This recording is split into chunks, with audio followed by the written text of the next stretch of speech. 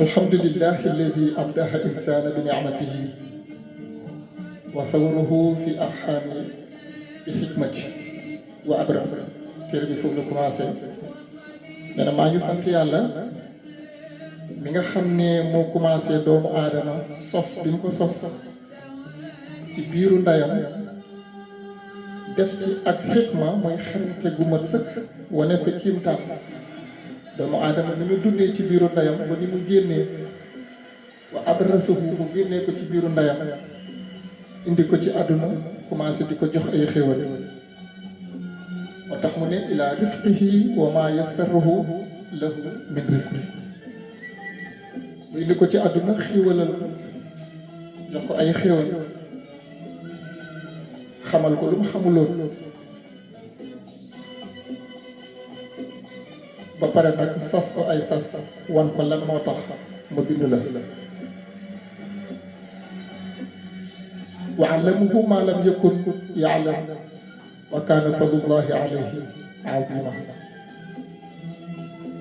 gëneel bu nekk rek yàlla jox na ko doomu aadama gënale ko lépp lu mu bind moo tax it nag daf koy jox mission bu rëy bu ma la defalee lu ma defalul kenn damay xaar ci yow lu ma xaarul ci kenn wala boo bëggee ma jox la lu ma joxut kenn da ngay def lu kenn defut léegi maa la jox nga ne lii lépp am na lu may xaar ci yow wa naba'uhu bi isaari sanxati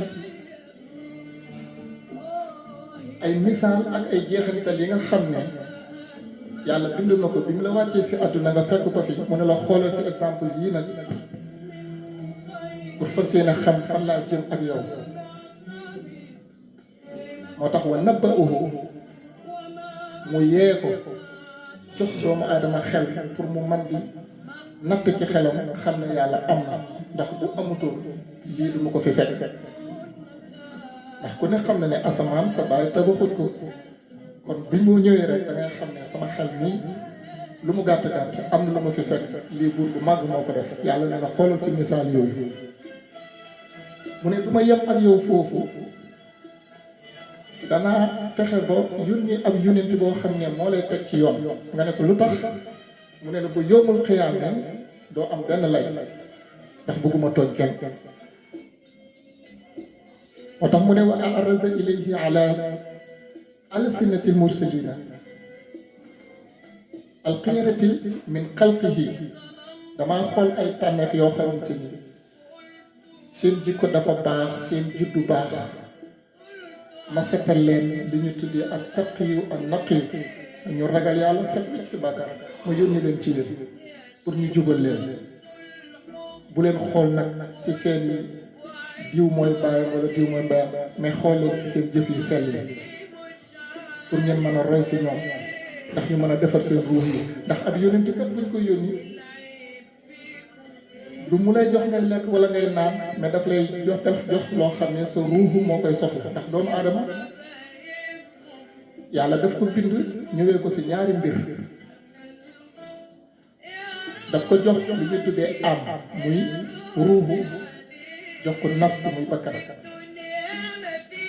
bakkan bi mbiru àdduna moo koy dundal bëgg say soxna bëgg say doom bëgg sol mais ruuxu bi nag yàlla la soxla te ñoom ñaar ndax du set rek dañuy xëccoo wante ci yow moo tax doomu aadama di soxla tuub comme ni muy soxlaa lekk ak naan foog ma yónni si yéen yónni pour mu mën leen a dimbale si seen mission boobu ndax seytaan yi yëpp mu ngi xeex ak yéen kon yónnente boobu bu ma ko yónni ci yéen ku set la war a doon tànneef la war a doon mu wan leen a war yoon bi ngeen di aw pour dem si borom bi subhanahu wa taala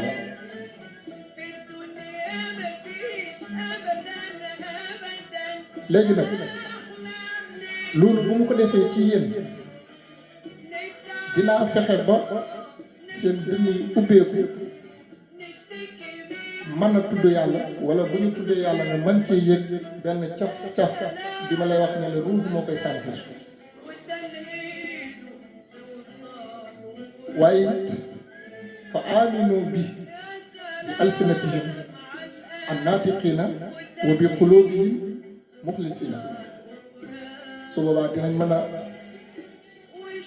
am xam-xam bu ñu tudd muy jàng ak sikkër dinañ mën a am lu xol yi mën a jàpp ñu mën a sellal suñu jëf wa bi ma atathum bihi rusuli wal kutub al aalimin su boobaa nag ñu mën a jëf pratiquer